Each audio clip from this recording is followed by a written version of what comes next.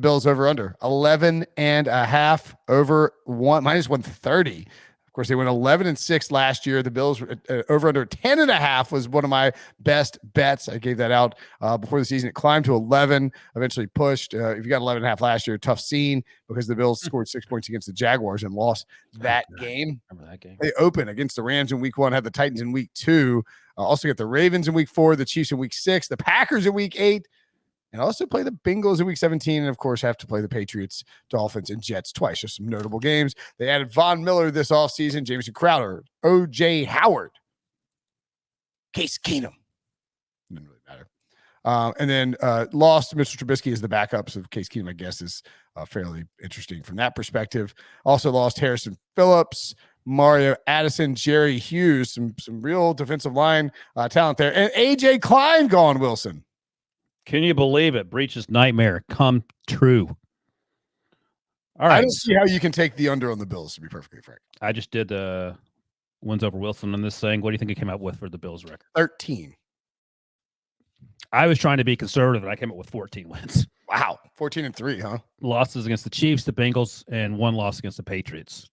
I mean, they could lose to the Ravens, of course, in week 4. The Steelers, I don't think so. They're not losing that game. The Packers, I had them beating the Packers, but that could certainly go the other way. But that game's in Buffalo. And again, who knows where Aaron Rodgers' head will be at by that point. I don't know. You could probably talk yourself into Kirby Cousins beating the Bills in Ralph Wilson Stadium, or whatever it's called now. They'll probably lose, like, they might lose one, like, really bad one. Yeah, they could have a Jacksonville Jaguars. I mean, they could. I was going to say a Jacksonville Jaguars, and I went week 16. They could lose to the Bears, and I stopped myself. They're not losing. Yeah, that they're game. not losing to the Bears. That's right. Maybe the Lions in week 12. Maybe the Lions. Yeah, there you go. Pull something on them. That's Thanksgiving, actually. There you go. 12:30 game. Oh yeah, there you go. Nice. Yeah. So I'm going over. The Bills are the favorite to win the Super Bowl. They are the number 1 consensus team in the NFL heading into. Are they your favorite to win the Super Bowl? Are they what? Your favorite to win the Super Bowl? Yeah, I think so. Although I might be more interested in taking a team from the NFC just because the path. There's a path. It is a little bit easier, but yeah, I mean, I think you look at this. Like, I would expect that the Bills will sweep the Jets.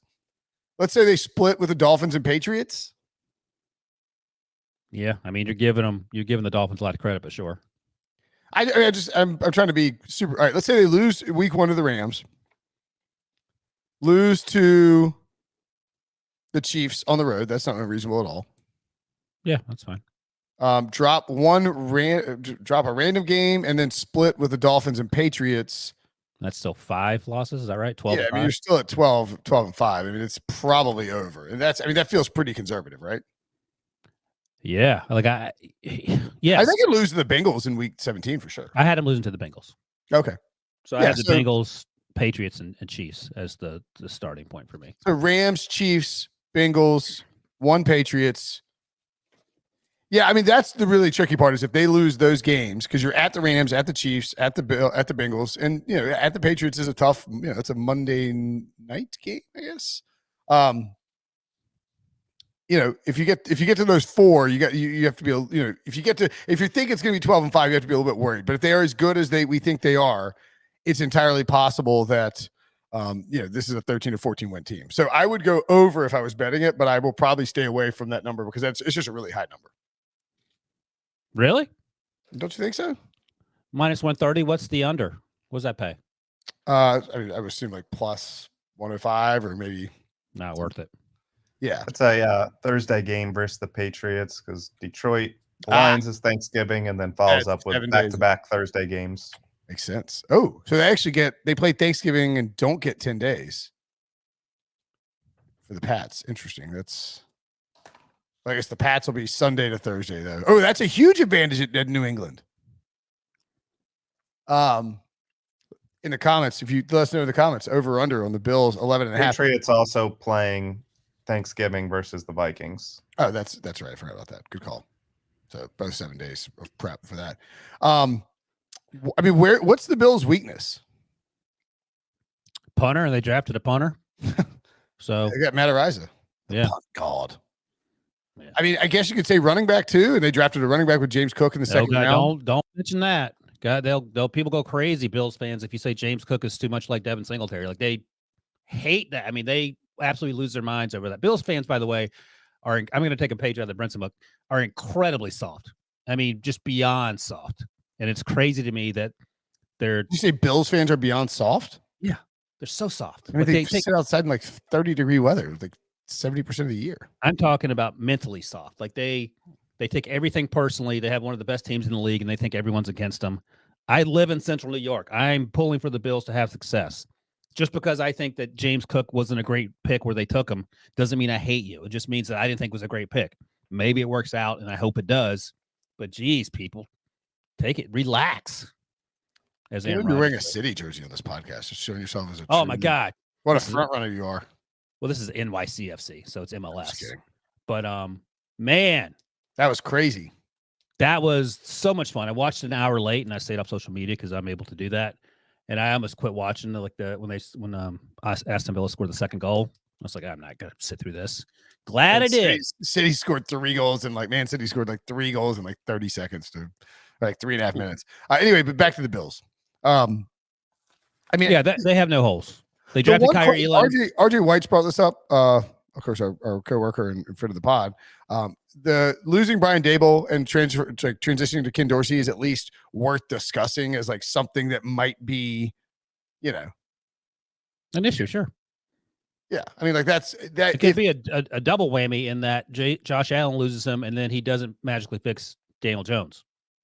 I just wonder. So, like the first 6 weeks, Bills are at the Rams versus the Titans, at the Dolphins, at the Ravens, versus the Steelers, at the Chiefs. What's their record after that? It could be 3-3. Like that wouldn't be that crazy. If they're 3-3 after that, you are panicking about 11.5. I had them 5-1. I think I had them 10-1. I'm going through their schedule real quick. It's on the screen. Yeah.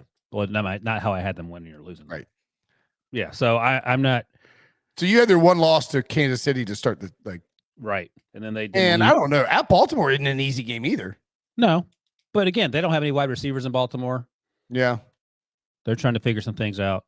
Yeah, of course. I mean, the Baltimore crushed their draft.